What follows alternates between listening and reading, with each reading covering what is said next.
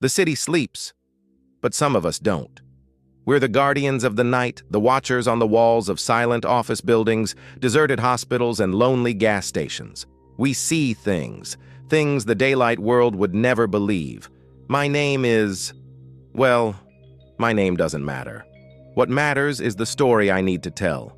It's been gnawing at me, keeping me awake even when my shift is long over. I work the night shift at an old downtown library.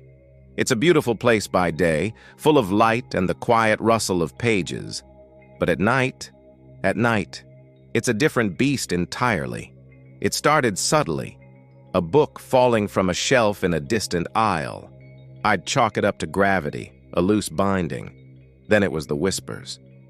Faint, like the wind whistling through a crack in a window, but there were no open windows. I would be doing my rounds, the only sound my own footsteps echoing on the marble floors, and I'd hear it. A soft, sibilant sound, just on the edge of my hearing. I'd stop, my heart pounding in my chest, and listen. Silence. Just the hum of the old building. I told myself it was the pipes, the heating system, anything but what my gut was screaming it was. Then came the visitor. I was in the security office, a tiny little room with a bank of monitors showing grainy black and white footage of the empty halls.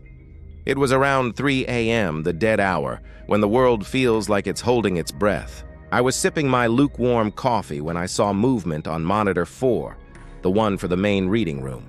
A figure. It was tall and impossibly thin, dressed in what looked like an old-fashioned dark suit. The camera quality was poor, but I could tell something was wrong. The way it moved. It wasn't natural. It glided more than walked, its limbs moving at odd, jerky angles. My blood ran cold. I grabbed the radio, my hand shaking so badly I could barely press the button. Security to... Wait, who am I calling? I'm the only one here. The realization hit me like a physical blow. I was alone, utterly alone with... that thing. I zoomed in on the monitor, my face inches from the screen. The figure had stopped in the middle of the room and was slowly turning its head towards the camera, towards me. It had no face. Where its eyes, nose, and mouth should have been, there was only a smooth, pale expanse of skin. A blank slate. I stumbled back from the desk, knocking my chair over with a crash that sounded like a gunshot in the silent room. I couldn't take my eyes off the screen. The faceless man just stood there, staring at me through the camera lens. It felt like it could see right through the monitor, through the walls, right into my soul. A wave of pure, primal fear washed over me. This wasn't a prank. This wasn't a hallucination from lack of sleep. This was real. I had to get out. I bolted from the security office, not even bothering to lock the door.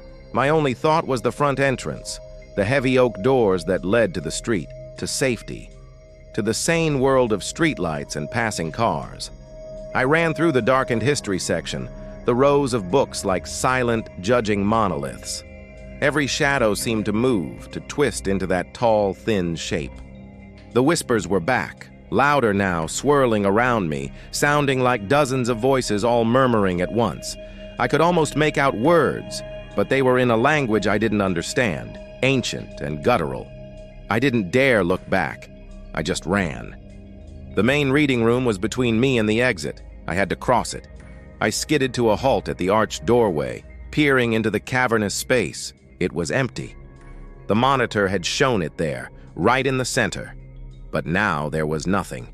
Just rows of empty tables and the faint moonlight filtering through the high arched windows. Relief, so potent it almost made my knees buckle, flooded through me. Maybe I had imagined it.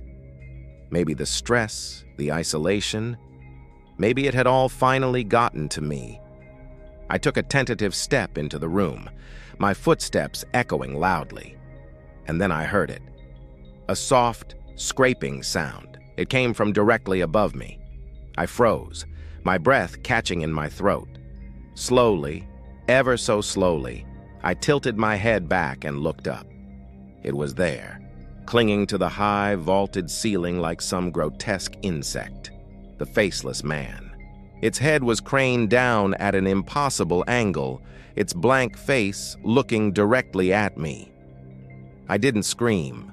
The sound was trapped in my throat, a choked, silent sob. It let go of the ceiling. It didn't fall. It floated down, its dark suit billowing around it, descending towards me with an unnatural grace. I was paralyzed, pinned to the spot by a terror so complete it was a physical force. It landed silently on the floor, not 10 feet from me. It stood there for a moment, its head tilted, as if considering me. Then it began to glide forward. That's when I finally found my voice. I screamed, a raw, ragged sound, and turned and fled. I didn't look back. I burst through the main doors, not even slowing down, and ran out into the empty street. I didn't stop running for 6 blocks. I never went back. I called my supervisor from a payphone at dawn and quit, babbling some incoherent excuse about a family emergency. They probably thought I was crazy. Sometimes I think I am. But I know what I saw. I see that blank, smooth face every time I close my eyes. I hear those whispers in the quiet of my apartment. I check the corners of my ceiling before I go to sleep. So if you're ever in a place late at night, a place that should be empty, and you feel that prickle on the back of your neck, that sense of being watched, trust it. Don't rationalize it. Just get out. Because the city sleeps, but not everything in it does. Some things are awake, and they're waiting in the dark. Thanks for listening to my story. I had to get it out. If you've had similar experiences, please share them in the comments below. It helps to know I'm not alone. Please consider subscribing. It would mean a lot.